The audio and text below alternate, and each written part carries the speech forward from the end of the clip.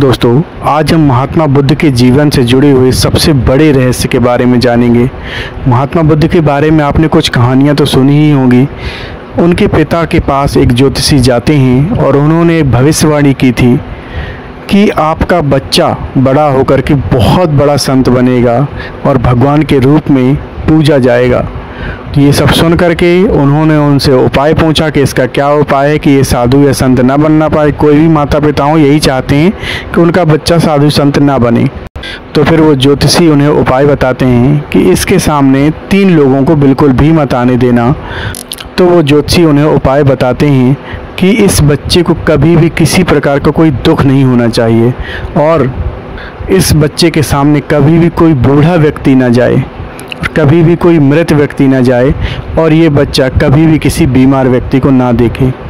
तो इन तीनों चीज़ों पे पाबंदी लगा दी गई कि महात्मा बुद्ध के सामने ना तो कोई बूढ़ा व्यक्ति जाएगा, ना ही कोई मृत व्यक्ति को ये देखने पाए और ना ही कोई बीमार व्यक्ति इसके सामने जाएगा। तो ऐसा काफ़ी दिन तक चलता रहा और महल में ही उनके सुख सुविधा के सारे साधन उपलब्ध करा दिए गए ताकि उनको किसी प्रकार का कोई दुख ना हो।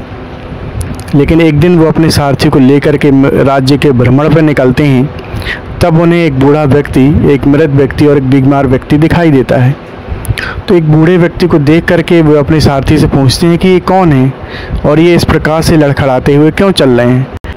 तो उन्होंने बताया कि ये वृद्ध व्यक्ति हैं और जब कोई इंसान वृद्ध हो जाता है तो इसी प्रकार से लड़खड़ा के चलता है।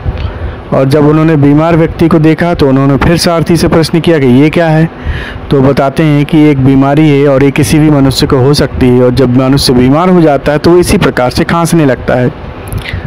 और तीसरा व्यक्ति, जब मृत व्यक्ति को वो देखते हैं अपने रास्ते में तो वो पूछते हैं कि ये कौन है। तो वो बताते हैं कि ये व्यक्ति मृत्यु को प्राप्त हो चुके हैं और इन्होंने अपनी देह को त्याग दिया है।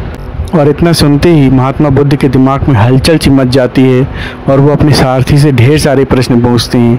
उन्होंने पूछा कि क्या बुढ़ापा मुझे भी आएगा। तो उनके सारथी चन्ना ने कहा कि हाँ, आपको भी आएगा, इससे कोई नहीं बच सकता। तो उन्होंने पूछा क्या बीमारी मुझे भी हो सकती है। तो उन्होंने बताया कि हाँ, आपको भी हो सकती है, तो किसी को भी हो सकती है। फिर उन्होंने पूछा क्या मृत्यु मुझे भी आएगी। तो उन्होंने बताया कि हाँ, मृत्यु आपको भी आएगी, ये सबको आती है, कोई भी इससे बच नहीं सकता। तो दोस्तों, ये सब कुछ सुनने के बाद वो अपनी यात्रा को वहीं रोक देते हैं और वापस महल चलने को कहते हैं कि वापस महल चलो। और वहीं से उनके ज्ञान की शुरुआत होती है। दोस्तों, यहाँ पर अगर हम देखा जाए तो महात्मा बुद्ध के जो सबसे पहले गुरु थे उनके सारथी को कहा जा सकता है। जो उनके सारथी थे चन्ना, उनको ही उनका पहला गुरु माना जा सकता है क्योंकि सबसे बड़ी सीख तो उन्होंने ही दी है। बाकी पूरे जीवन भर उन्होंने जो तपस्या करी और ढेर सारे जो उनके गुरु हुए हैं जिन्होंने शिक्षा दीक्षा प्राप्त करी, उनसे पहले जो सबसे महत्वपूर्ण ज्ञान था वो चन्ना ने दे दिया।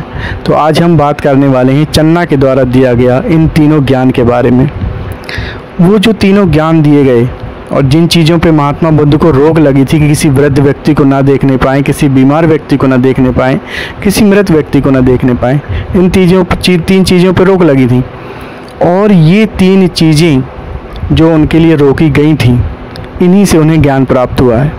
तो इससे हमें भी ये सीख लेना चाहिए कि यही वो 3 चीज़ें हैं जिससे महात्मा बुद्ध को ज्ञान प्राप्त हुआ है और इन्हीं 3 चीज़ों से मनुष्य भी ज्ञान प्राप्त कर सकता है। इस संसार का कोई भी प्राणी, कोई भी मनुष्य वहाँ इन 3 चीज़ों को देख करके ज्ञान प्राप्त कर सकता है जो कि महात्मा बुद्ध ने प्राप्त किया था। और इसके लिए हमें छोटे छोटे कुछ प्रयास करना पड़ेगा। जैसे कि हमें वृद्धों को देखने के लिए अपने बच्चों को या खुद को भी एक बार जीवन में वृद्धाश्रम जरूर लेकर के जाना चाहिए, या फिर हो सके तो वृद्धाश्रम हमेशा जाते रहना चाहिए और वहाँ के बुजुर्गों की सेवा करना चाहिए, उनकी मदद करना चाहिए, उनके जीवन को देखना चाहिए कि जब परिवार के लोग साथ छोड़ देते हैं, जब परिवार के लोग उनका सहारा नहीं बनते हैं, उनकी मदद नहीं करते हैं, तो किस प्रकार से उन्हें वृद्धाश्रम में रह करके अपनी वृद्धावस्था का जीवन इस प्रकार से काटना पड़ता है। कितना दुखी और परेशान होते हैं वो उस समय। वो अपनी आँखों से जब हम देखते हैं तो जीवन की एक बहुत बड़ी सच्चाई हमें पता चलती है।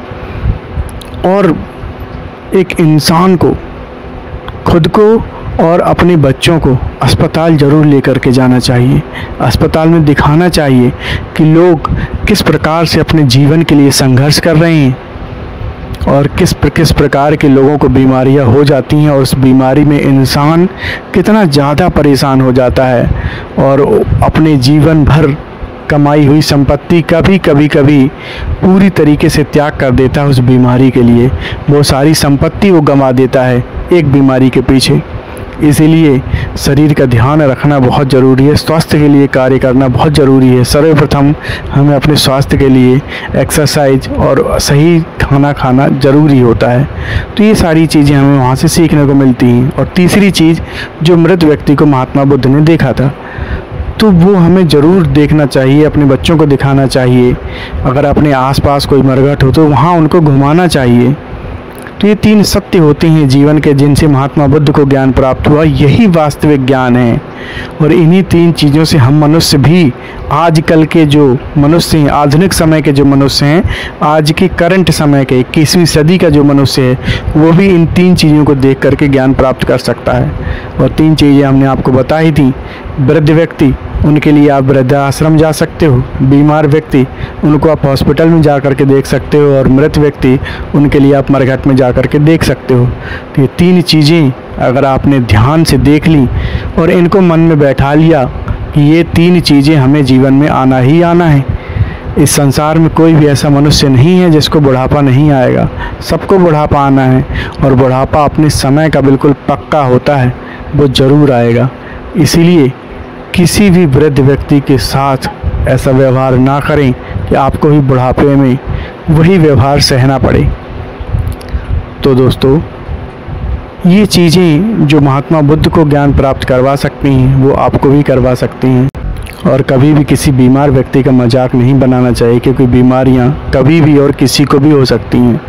और तीसरा, जो जीवन का सबसे बड़ा सत्य है, जिस सत्य के बारे में आज तक सबसे ज़्यादा ऋषि मुनियों और साधु संतों ने कई सारे कथन कहे हैं, कई सारी विचारधाराएं प्रस्तुत की हैं, और बड़े बड़े महान संत, बड़े बड़े ऋषि मुनि मृत्यु और मरघट को लेकर के बड़े संवेदनशील रहे हैं और इस विषय में ढेर सारे कथनों को लिखा है। तो उन कथनों को हमें पढ़ना चाहिए, उनको जानना चाहिए, मरघट में घूमने जाना चाहिए, ताकि हमें जीवन के उन सत्यों को पता लग सके जो कि महात्मा बुद्ध जाने थे। और इसके प्रति हमें संवेदनशील होना चाहिए और अपनी संवेदनाओं को लोगों की मदद के लिए लगाएं, जैसे कि महात्मा बुद्ध ने लगाया था। उनको ज्ञान प्राप्त होने के बाद उन्होंने क्या किया? उन्होंने सारे महल, सारी धन दौलत तो पहले ही छोड़ दी थी। उसके बाद उन्होंने क्या किया? जीवन भर लोगों की मदद करते रहे, जीवन भर लोगों को ज्ञान देते रहे। जो ज्ञान उन्होंने पाया, उसी ज्ञान को वो उन्होंने जीवन भर दूसरे को देने का प्रयास किया। और ये बात बिल्कुल भी सच नहीं है कि ईश्वर के दर्शन से हमें ज्ञान प्राप्त हो जाएगा। ईश्वर के दर्शन से किसी को ज्ञान प्राप्त नहीं होता है, बल्कि उनके द्वारा बताए गए मार्ग पर चलने से ज्ञान प्राप्त होता है। जैसे कि दुर्योधन था, उसको ईश्वर के सबसे ज़्यादा दर्शन हुए थे, लेकिन उसको कोई ज्ञान प्राप्त नहीं हुआ था। लेकिन अर्जुन ने भगवान श्री कृष्ण के बताए हुए मार्ग पर चलना प्रारंभ किया, तो उसे ज्ञान प्राप्त भी हुआ और उसे सद्बुद्धि भी आई और उसे मोक्ष भी प्राप्त हुआ। तो दोस्तों, इस प्रकार से महात्मा बुद्ध के जीवन के जो सबसे महत्वपूर्ण बिंदु हैं, वो यही हैं, यही तीनों ज्ञान हैं जो आज हमने इस वीडियो में चर्चा की। तो दोस्तों, अगर हमारी बात आप लोगों को समझ में आई हो तो वीडियो को लाइक करें, चैनल को सब्सक्राइब कर दें और वीडियो को ज़्यादा से ज़्यादा शेयर करें, ताकि लोगों तक महात्मा बुद्ध का ये संदेश ज़रूर पहुंच सके।